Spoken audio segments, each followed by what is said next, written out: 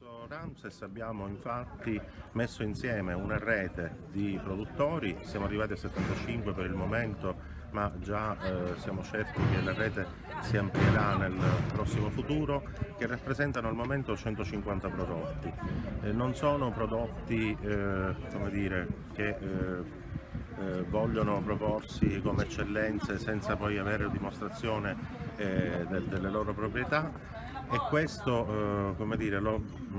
possiamo dimostrare non solo attraverso la certificazione di qualità di cui questi prodotti sono dotati, ma attraverso appunto lo strumento del passaporto del gusto. All'interno del passaporto del gusto, infatti, oltre a sottolineare le proprietà qualitative dei prodotti,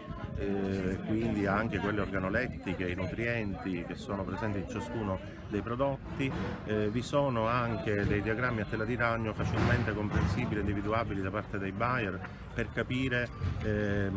tutte le proprietà di ogni singolo prodotto dal punto di vista olfattivo, del gusto, ma anche sanitario e organolettico. Non solo, ma all'interno del passaporto c'è il racconto del territorio, delle tradizioni del territorio, della specialità dei prodotti, della loro tipicità e soprattutto delle famiglie che si sono scommesse e che con passione giorno per giorno lavorano alla produzione di quei prodotti, proprio perché l'acquirente sensibile alla qualità, alla tracciabilità piena dei prodotti e quindi alla sicurezza alimentare, vuole anche conoscere